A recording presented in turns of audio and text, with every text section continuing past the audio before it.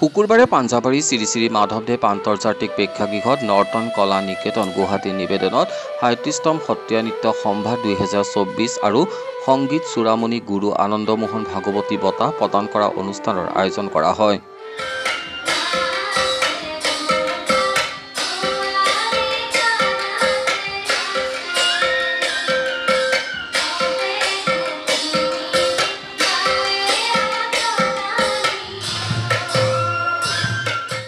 আজি ৩৭তম সত্ৰীয়া নৃত্য সম্ভাৰ আৰু নৰ্তন কলা নিকেতন এনেকুৱা এটি নৃত্যৰ বিদ্যালয় য'ত ভাৰতবৰ্ষৰ লগতে বিশ্বৰ বিভিন্ন দেশৰ শিক্ষাৰ্থী আহি নৃত্য ইয়াত অসমৰ সত্ৰীয়া নৃত্য শিক্ষা গ্ৰহণ কৰিছে। আমেৰিকাৰ পৰা আহিছে, ৰাছিয়াৰ পৰা আহিছে, জাপানৰ পৰা আহিছে, ফ্ৰান্সৰ পৰা আহিছে, কাজাকাস্তানৰ পৰা আহিছে আৰু আমাৰ সত্ৰীয়া নৃত্য শিকিবলৈ আমাৰ নৰ্তন কলা নিকেতনলৈ আহিছে। আৰু আমি নৰ্তন কলা নিকেতনে ইতিমধ্যে আমিও আমাৰ এই অসমৰ মহাপুৰুষ গুৰুজনাৰ অনুপম সৃষ্টি সত্ৰীয়া নৃত্যক বিশ্ববন্দিত কৰাৰ কাৰণে অসম ভাৰত তথা বিশ্বৰ প্ৰান্তে প্ৰান্তে বিলাই দিবলৈ আমি যত্নপৰ হৈছোঁ। আৰু ইতিমধ্যে আমি বহুকেইখন দেশত আমাৰ গুৱাহাটী নৰ্তন কলা নিকেতনে আমি নৃত্য পৰিৱেশন কৰি অসমলৈ গৌৰৱ কঢ়িয়াই আনিছে। আমাৰ শিক্ষাৰ্থীসকলে আনিছে, আমি নিজেও বহুকেইখন দেশত নৃত্য পৰিৱেশন কৰাৰ সুবিধা পাইছোঁ। আৰু মোৰ সহধৰ্মিনী ৰুবি তালুকদাৰ সৈতে আমি গোটেই দলটোৱে আৰু মাত্ৰ কেইদিনমান আগতে ডক্টৰ মণিষা দেৱী গোস্বামী আমি ডুবাইত প্ৰগ্ৰেম কৰি আহিছোঁ।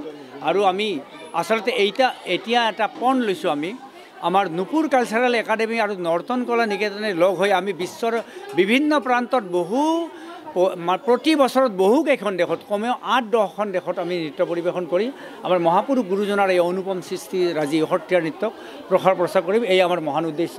আৰু এই উদ্দেশ্য ৰাখি ৩৭তম এই নৃত্য সম্ভাৰ আপোনালোকলৈ আমি আগবঢ়াইছিলোঁ।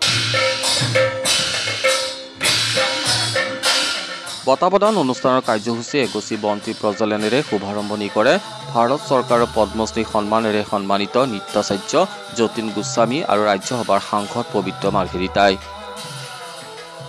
লক্ষণীয় যে এই বৰ্ষৰ সংগীত চূড়ামণি গুৰুমোহন ভাগৱতী বঁটা প্ৰদান কৰা হয় আন্তৰ্জাতিক খ্যাতি সম্পন্ন নৃত্যশিল্পী বিপুল চন্দ্ৰ দাসক। তাৰোপৰি নাট্যকাৰ দুলাল ৰয়, নৃত্যশিল্পী তথা অভিনেত্ৰী মেঘৰঞ্জনী মেধি, ডিম্পী ৰাণী বৈশ্য, সেউজপ্ৰিয়া বৰঠাকুৰকে ধৰি কেইবাগৰাকীও বিশিষ্ট ব্যক্তিক সম্বৰ্ধনা জনোৱা হয়। ৰামকৃষ্ণ তালুকদাৰ ছাৰ মোৰ গুৰু হয় আৰু সুন্দৰ এটি অনুষ্ঠান ইতিমধ্যে আৰম্ভ হৈ গৈছে অনুষ্ঠান। আৰু অনুষ্ঠানৰ আৰম্ভণিতেই বিপুল চন্দ্ৰ দাস ছাৰক এই বছৰৰ আনন্দমোহন ভাগৱতী বঁটাও প্ৰদান কৰিছে। খুব সুন্দৰভাৱে অনুষ্ঠানটি হৈ আছে আৰু ৩৭তম অনুষ্ঠান। এই অনুষ্ঠানৰ লগত বহুকেইগৰাকী শিল্পীয়ে বৰ্তমানলৈকে পৰিৱেশন কৰিলে আৰু আগলৈও কৰিব। আৰু মুঠতে ১৫০জনীমান ছাত্ৰীয়ে এই অনুষ্ঠানত অংশগ্ৰহণ কৰিছে। মই আশা ৰাখিছোঁ এনেকুৱা ধৰণৰ অনুষ্ঠান সদায় যাতে তেখেতসকলে কৰি যাব পাৰে নৰ্তন কলা নিকেতনৰ ফালৰ পৰা। উল্লেখযোগ্য যে আজিৰ এই কাৰ্যসূচীত মহানগৰ জিলা পৰিবহণ বিষয়া হিমাংশু দাস, শ্ৰীমন্ত শংকৰদেৱ কলাক্ষেত্ৰৰ সচিব সুদৰ্শন ঠাকুৰ, প্ৰাক্তন আৰক্ষী বিষয়া স্বপ্নলীল বৰুৱাকে ধৰি বহুকেইগৰাকী বিশিষ্ট ব্যক্তি উপস্থিত থাকে। মন কৰিবলগীয়া যে জিলা পৰিবহণ বিষয়া হিমাংশু দাসৰ নাও খেলৰ গীত হোলী গীতে ৰাইজৰ পৰা জাউৰিয়ে জাউৰিয়ে কৰতালি ল'বলৈ সক্ষম হয়। হৰি হে